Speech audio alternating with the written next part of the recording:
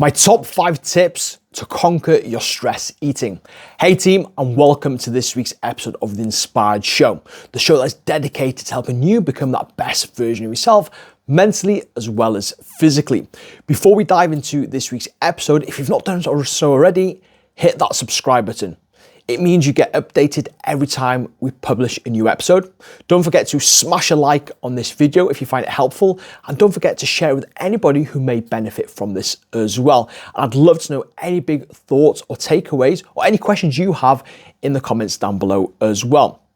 On top of that, don't forget, you can join us on any of our social media platforms, all linked down below, where we post content every single day to help you guys become that best version of yourself, plus access to our exclusive community linked down below as well. In this week's episode, we're speaking about my 5 top tips to conquer your stress eating. Now, stress eating is one of the biggest barriers for people when it comes to not only losing the weight, but keep it off as well. Because a lot of people, they eat their stresses, they eat their emotions, and it can be very, very challenging for them to stay consistent with their calorie deficits, their fat loss goals, when they keep falling short due to this stress eating.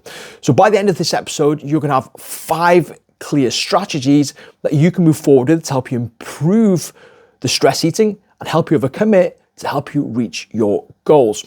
So the first thing that we want to talk about is recognizing your triggers. This is super, super important. We need to bring awareness to the reasons why you are stress eating at this given moment in time. And it could be anything. It could be work-related stress. It could be stress in your relationships. It could be wanting comfort. It could be boredom. It could be anxiety. There's a whole host of different triggers that will affect different people in different ways. So the first thing we need to do is start bringing awareness to this. So how can we do that in the best possible way? So for me personally, and what works well with a lot of my clients, is keeping a journal, writing down our thoughts, our feelings, how our day's going, and also writing down patterns in our day as well. When you start doing this, what you're going to start to do is start bringing awareness to the situations, the environments that are leading you to this stress eating. When you bring awareness to that, that's the first step to help you reaching your goals. What you also need to be doing as well is trying to explore these patterns. Are they happening at certain times of day, certain times of the month, around certain people, or in certain environments? Once you start doing that and build up this awareness, it's going to set you up massively for step number 2. So step number 2 is the power of the pause. This is super, super powerful. When you get this urge to raid the cupboards, to overindulge, or maybe have a glass of wine or a couple of cans of lager, before you do anything and before you take action, I simply want you to pause. And I want you to take a couple of deep breaths. When you take these couple of deep breaths, automatically it's going to bring down your anxiety levels, but it's also going to allow you to start processing these thoughts and feelings a little bit more logically, where you can ask yourself certain questions. In this moment, am I actually physically hungry? Does my body need nourishment? Does it need fueling? Or am I craving something else? Am I craving something because of a certain situation? Because of what's happened during the day? And ask yourself, if it's not physical hunger, will the food or the alcohol or the overindulgence really give you what you need? It might give you temporary satisfaction, but will it actually give you what you need and help you overcome that challenging situation? And 9 times out of 10, if it is an emotional urge or a stress-related urge, once you've taken the time to pause and breathe, you can make a more logical decision around what you need to be doing. And this can be a game changer for so many people, something that's so small, but yet so effective. And that brings us on to the next step, which is the healthy alternatives.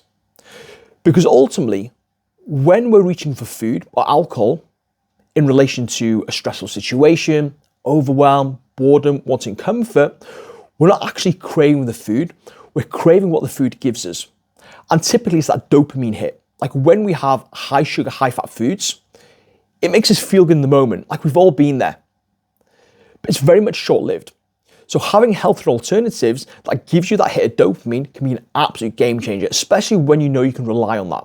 And don't get me wrong, It's not going to give that instant gratification that that slice of cake may give you or that glass of wine might give you. It will be a slight delayed gratification, but once you understand that, it makes it much easier to adopt these healthier alternatives. And it's going to be different for different people. So it is ultimately about finding what gives you gratification, what makes you feel good. So for me, for example, I love having a workout. When I'm stressed, if I work out, it makes me feel good afterwards. Don't get me wrong, during the workout, it's difficult, it's challenging, but that delayed gratification when I get the endorphins afterwards, I absolutely love it. Now, there's a lot of people out there that don't like working out, and that's okay. For yourself, it could be simply going for a walk or doing a hobby, meeting up with some friends for a coffee. But the more you can build up, the more you've got in your toolbox, the more you can use these different options as and when you need it. And that in itself can be a complete game changer for you.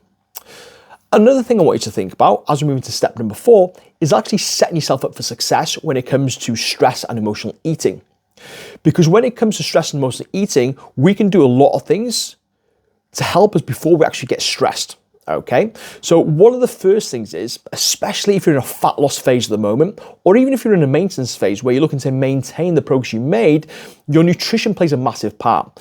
Because one of the biggest stresses we can put on our body is actually being in a calorie deficit.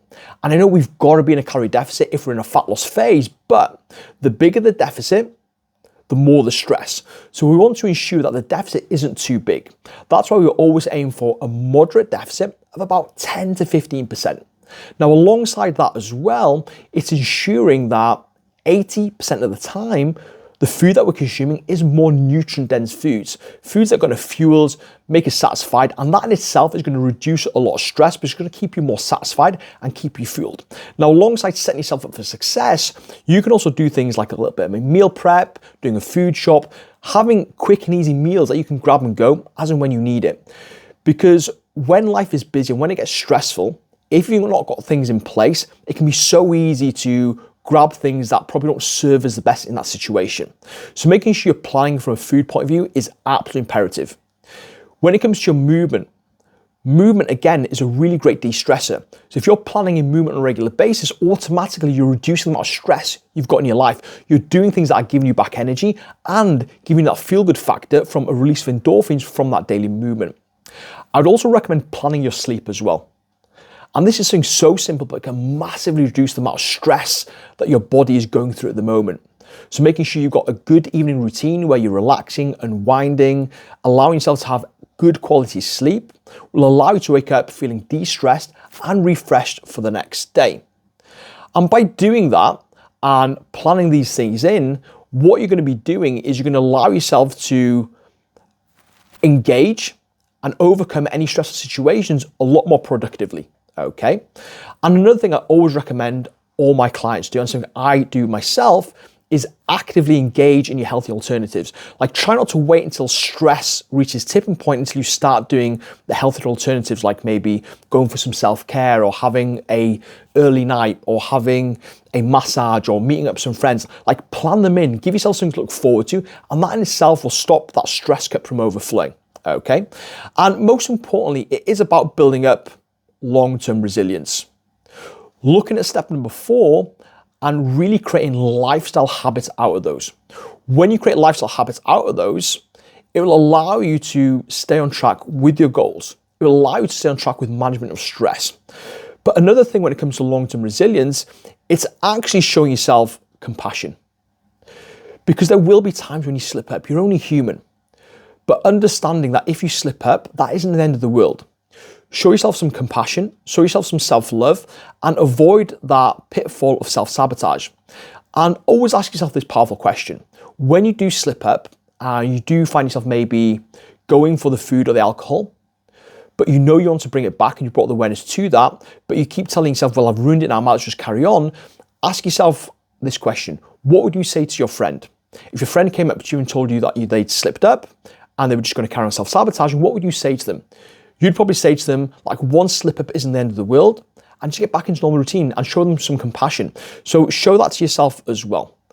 And once you start replacing the habits of stress eating with regular routines and rituals and showing yourself some more compassion, this can be an absolute game changer for you. So hopefully these 5 tips have been helpful for you. Implement them in the stages I mentioned, 1 through to 5, and it'll help you overcome stress long term, not just in the short term.